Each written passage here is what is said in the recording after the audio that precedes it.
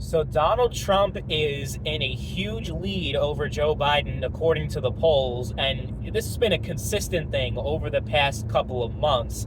His national average, actually nationally, he's up only by like 1 or 2 points, but if a Republican is up nationally, that's typically a really bad thing for a Democratic candidate because the Electoral College typically favors the Republican candidate significantly. Like Joe Biden got 7 million more votes than Donald Trump in 2020.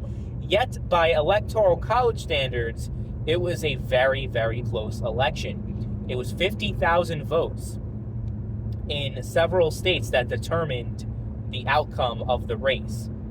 So, yeah, it's not good for Biden. And then all the swing states, because that's where it really matters, because, yes, we have the Electoral College, and that's ultimately how the president is chosen. All these states consistently have Trump in the lead, except for one. The only state that Trump is not leading against Joe Biden, actually two, Minnesota and Wisconsin. All the other ones, Trump has an actually pretty significant lead. The smallest lead that he has out of all the swing states is Pennsylvania, where he's up 4, according to New York Times. But then he's up like 12 points in Nevada, which is a state that has gone for Democrats for a very long time. I think George W. Bush won in 2004. But yeah, a 12-point lead for Trump, which I guess makes sense because Nevada is a state that's really been affected the most, or one of the most affected states when it comes to immigration and also the COVID policies that have really fucked over the economy over there. I mean, it's coming back now, but people are still hurting from all that bullshit.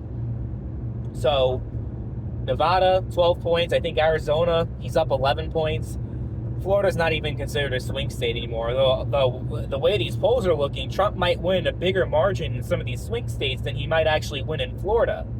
So we'll see how that goes. But yeah, basically there's 7 swing states in the race right now. They don't consider Florida a swing state anymore. Ohio's not considered a swing state anymore. Neither is Iowa or New Hampshire at this point. And Colorado hasn't really been a swing state in a very long time, so that's kind of been written out for a while. So it's basically, I looked at the electoral map based off of all the swing states that are in play right now, and assuming that all the likely Republican and likely Democrat states stay that way and don't just flip out of nowhere, like, let's say Trump winning New Hampshire or Biden winning, I don't know, whatever state that, winning Florida or Texas, you know what I mean? Like, these are states that they consider, like, there's a chance that the other candidate can win, but it's not very likely in the grand scheme of things. So if we take all those states, all 7 of those states that are considered toss-ups, Wisconsin, Pennsylvania, Michigan, Minnesota, Georgia, Arizona, and Nevada. Those are all the states. Out of all of them, Trump is leading in 5. If Trump is able to maintain his lead in Arizona, Nevada, Georgia, and Pennsylvania, then he wins, basically. Because those are the states that he's currently leading in, and he also has a little bit of a lead in Michigan as well, although by a much less margin. I think he's up like 2 points or whatever. But they're concerned because the whole Israel-Hamas thing, a lot of the Muslim voters that are like, they're not necessarily voting for Trump, but they're so disgusted by Biden that they're just going to stay home and say fuck it and not vote at all, or vote third party or whatever.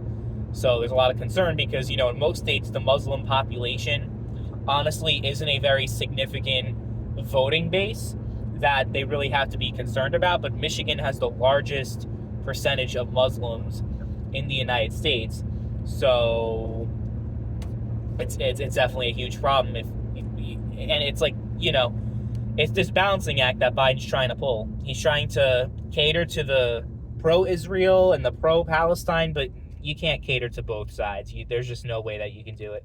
The reason why I'm looking funny right now is because there's a light right here, but the sun is like blocking my view, so I can't even see when the light turns, and the sun is just like fucking me up so bad right now.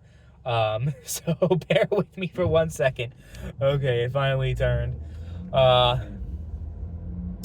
yeah, I mean, obviously things can change between now and then. I mean, Romney was in the lead at this point in the race, in 2012.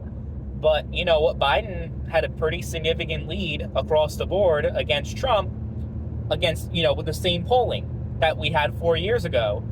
And it was a lot closer than the polls indicated. So the polls are always underestimating Donald Trump.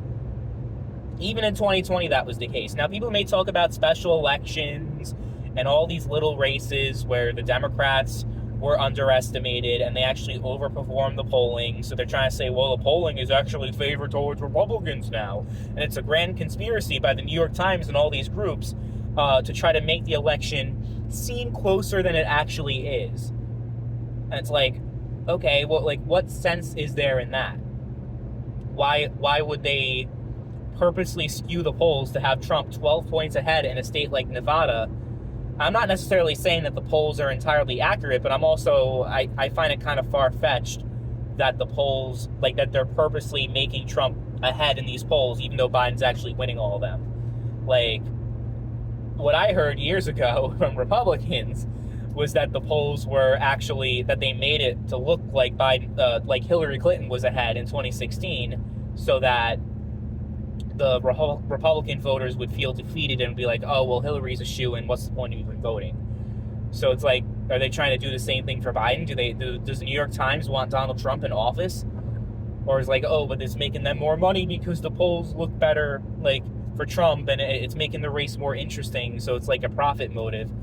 Like, okay, like, why don't you guys just admit that Joe Biden is a fucking demented, well, he has dementia. That's a better way of putting it. If Trump looks sharp as a tack compared to Biden, then there's a fucking problem. Like, and you guys had the chance to pick somebody else. It's unprecedented for an incumbent to be replaced in a primary, but it's certainly not impossible. It almost happened to Jimmy Carter with Ted Kennedy. It almost happened with Gerald Ford and Ronald Reagan, although it was different because Gerald Ford wasn't actually elected. He was basically appointed president. I mean, he was the vice president in the Constitution. He was, legitimately made president, but he was the only person in history to never have been elected president, because even vice presidents that have taken over in the past, they run for re-election and they win. Like, there's no other vice president that is actually, or actually there have been vice presidents, but